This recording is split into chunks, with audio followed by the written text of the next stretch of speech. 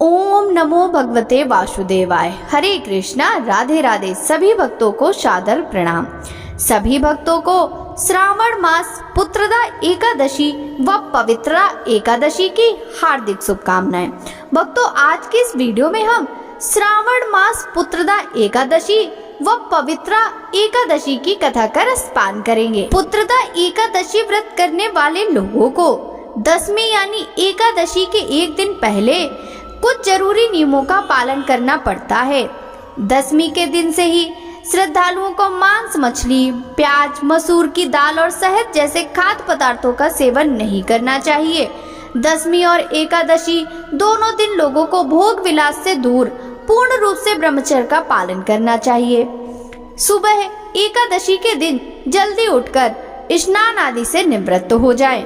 घर के मंदिर में दीप प्रज्वलित करें। भगवान विष्णु का गंगा जल से अभिषेक करें। भगवान विष्णु को पुष्प और तुलसी दल अर्पित करें। अगर संभव हो तो इस दिन व्रत भी रखें। भगवान श्री हरि विष्णु की आरती करने के पश्चात उनको भोग अर्पण करें। इस दिन भगवान विष्णु के साथ माता लक्ष्मी का पूजन भी अवश्य करना चाहिए। श्री हरि विष्णु का चित्र अथवा मूर्ति चाहिए। पुष्पमाला, नारियल, सुपारी, अनार, आंवला, बेर, ऋतुफल, धूप, घी, पंचामृत के लिए कच्चा दूध, दही, शहद और शक्कर चाहिए।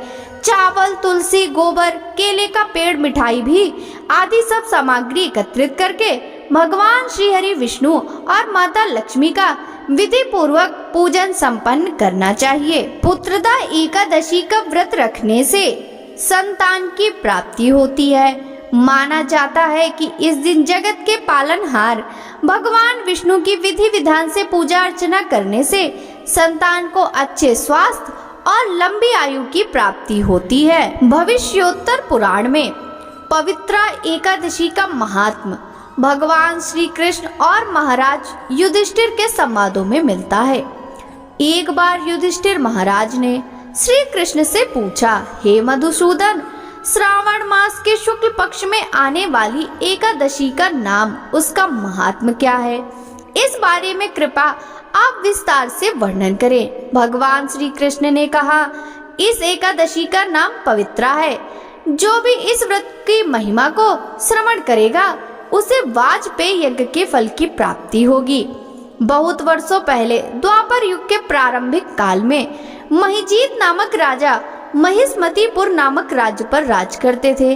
अपनी संतान की तरह प्रजा का रक्षण करते थे। एक बार उन्होंने प्रजा को राजसभा में बुलाया और कहा, प्रजाजन, मैंने कभी भी किसी प्रकार का पाप कर्म नहीं किया, अन्याय से कभी का धन ग्रहण नहीं किया, प्रजा पर अन्याय नहीं किया, ब्राह्मणों की अथवा देवताओं की संपत्ति नहीं छीनी। कानून सबके लिए एक समान है। उपयुक्त समय पर गुनाहों के लिए मैंने अपने रिश्तेदारों को भी दंड दिया है। धार्मिक और पवित्र मेरे शत्रु को भी मैंने उपयुक्त आदर और सम्मान भी दिया है। हे ब्राह्मणों, इस धार्मिक मार्ग का आचरण करते हुए भी मुझे पुत्र प्राप्ति नहीं हुई। कृपया आप इस पर विचार करके मुझे मार्गदर्शित करें। राजा का कथन सुनने के पश्चात सभी ब्राह्मणों ने इकट्ठा होकर विचार किया और अनेक आश्रमों को भेंट देते हुए भूत, वर्तमान और भविष्य को जानने वाले ऋषियों के इसका कारण पूछने का निर्णय लिया। इसीलिए उन्होंने वन में जाकर अनेक आश्रमों को भेंट दी। अंत में भ्रमण करते हुए लोमस ऋषि के पास पहुँचे। वे बहुत ही कठोर तपस्या कर रहे थे। उनका शरीर आध्यात्मिक था। वे आनंद से परिपूर्ण थे और कठोर उपवासों का पालन करते थे। वे आत्म संयमी और सभी शास्त्रों के ज्ञाता थे। उनका आयुमान ब्रह्मदेव जितना ही है, बहुत ही तेजस्वी। उनके शरीर पर असंख्य केश थे। जब ब्रह्मदेव का एक दिन अर्थात एक कल्प होता तो उनके शरीर का एक केश गिर पड़ता, इसलिए उन्हें लोमस कहा जाता था। वे त्रिकाल यज्ञ थे। लोमस ऋषि को देखकर आनंदित हुए राजा के सलाहकारों ने नम्रता पूर्वक कहा, हमारे उत्तम भाग्य से ही आप जैसे महात्मा के दर्शन हुए। लोमस ऋषि ने पूछा, आप सभी कौन हैं? यहाँ आने का प्रयोजन क्या है? मेरी स्तुति करने का कारण क्या है? ब्राह्मणों ने कहा, हमारे ऊपर आई हुई विकट समस्या के निर्मूलन के लिए हम यहाँ आए हैं। हे ऋषिवर, हमारे राजा महिजित निपुत्रिक हैं। उन्होंने संतान की तरह हमें पाला है। राजा का दुख हमसे नहीं देखा जाता, इसलिए कठोर तपस्या करने के लिए हम यहाँ आए हैं। पर हमारे महाभाग्य से आप जैसे महात्मा की भेंट हुई।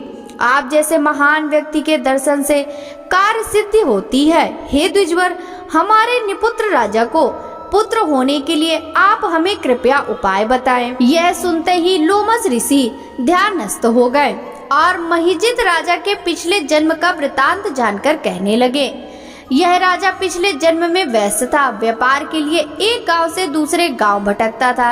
एक बार घूमते हुए वह प्यास से व्याकुल हो गया। उस दिन द्वादशी थी। प्यास से व्याकुल घूमते हुए एक तालाब के पास पहुँचे। पानी पीने की इच्छा से वे किनारे पर पहुँचे। इतने में नए बछड़े को जन्म देने के पश्चात गाय बछड़े के साथ आकर पानी पीने लगी। उन्होंने फौरन उसे दूर करके खुद पानी पीने लगे। यह बड़ा पाप उनसे हुआ। इस पाप के कारण उन्हें पुत्र प्राप्ति नहीं हो रही। यह सुनकर राजा के सलाहकार ब्राह्मणों ने पूछा, किस पुण्य से अथवा व्रत से राजा इस पाप से मुक्त होंगे? इस विषय में आप हमें बताइए। तभी लोमस ऋषि ने कहा, श्रावण मास के शुक्ल पक्ष में आने वाली श्रावण पुत्रदा एकादशी व पवित्रा एकादशी के नाम से जानी जाने वाली एकादशी का राजा और आप सब इस व्रत का पालन करें। उसके पश्चात आप सभी इस व्रत के पालन से मिलने वाला सभी पुण्य राजा को दीजिए। उससे राजा को पुत्र प्राप्ति अवश्य होगी। लोमस ऋषि की बात सुनकर सभी प्रसन्न हुए। उनको आनंद पूर्वक प्रणाम किया। राजा के पास सभी लौट आए और सारा वृतांत राजा को कह सुनाया। राजा ने भी आनंद से सभी के साथ पवित्रा एकादशी का पालन किया। द्वादशी के दिन सभी ने व्रत के प्रभाव से प्राप्त हुआ पुण्य राजा को प्रदान किया। कुछ दिनों पश्चात रानी को गर्भ धारणा हुई और उसने सुंदर पुत्र को जन्म दिया। हे युधिष्ठिर महाराज, जो कोई भी इस व्रत का पालन करता है वह सभी पापों से मुक्त होकर इस जन्म में और अगले जन्म में सुख की प्राप्ति करता है। जो कोई भी इस व्रत का महात्म श्रद्धा पूर्वक सुनेगा अथवा कहेगा, उसे इस जन्म में पुत्र प्राप्ति का सुख मिलता है तथा अगले जन्म में भगवत धाम की प्राप्ति होती है। बोलिए श्री हरि विष्णु भगवान की जय। श्री कृष्ण चंद्र भगवान की जय। ओम जय एकादशी माता, जय एकादशी माता। विष्णु पूजा व्रत को धारण कर शक्ति मुक्ति पाता।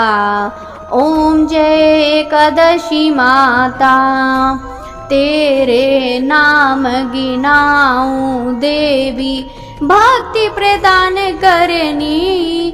गढ़ गौरव की देनी, माता शस्त्रों में वरनी। ओम जय एकादशी माता। मार्गशीर्ष के कृष्ण पक्ष की उत्पन्ना विषतारिणी जनमी। शुक्ल पक्ष में हुई मोक्षदा, मुक्तिदाता बन आई। ओम जय एकादशी माता। पौष के कृष्ण पक्ष की सफला नामक है। शुक्ल पक्ष में होए पुत्रदा, आनंद अधिक रहे। ओम जय एकादशी माता। नाम षष्ठ तिला माघे मास में कृष्ण पक्ष आवे। शुक्ल पक्ष में जया कहावे, विजय सदा पावे। ओम जय एकादशी माता। विजया फागुन कृष्ण पक्ष में शुक्ला आमल की। पाप मोचनी कृष्ण पक्ष में चैत्र महाबली की। ओम जय एकादशी माता। चैत्र शुक्ल में नाम कामदा, धन देने वाली। नाम वरुथनी कृष्ण पक्ष में वैशाख महावाली। ओम जय एकादशी माता। शुक्ल पक्ष में होए मोहिनी अपरा ज्येष्ठ कृष्ण पक्षी। नाम निर्जला सब सुख करनी शुक्ल पक्ष रखनी। ओम जय एकादशी माता। योगिनी नाम आषाढ़ में जानो कृष्ण पक्ष करनी। देवसैनी नाम कहायो शुक्ल पक्ष धरनी। ओम जय एकादशी माता। कामिका श्रावण मास में आवे कृष्ण पक्ष कहिए। श्रावण शुक्ला होए पवित्रा आनंद से रहिए। ओम जय एकादशी माता। आजा भाद्रपद कृष्ण पक्ष की परिवर्तनी शुक्ला। इंद्रा आश्विन कृष्ण पक्ष में व्रत से भव सागर निकला। ओम जय एकादशी माता। पापा कुंशा शुक्ल पक्ष में आप हरने हारी। रमा मास कार्तिक में आवे सुखदायक भारी। ओम जय एकादशी माता। देवोत्थानी शुक्ल पक्ष की दुख नाशक मैया। पावन मास में करूं विनती पार करो नैया। ओम जय एकादशी माता। परमा कृष्ण पक्ष में होती जन मंगल करनी। शुक्ल मास में होए पद्मिनी दुख दारिद्र हरनी।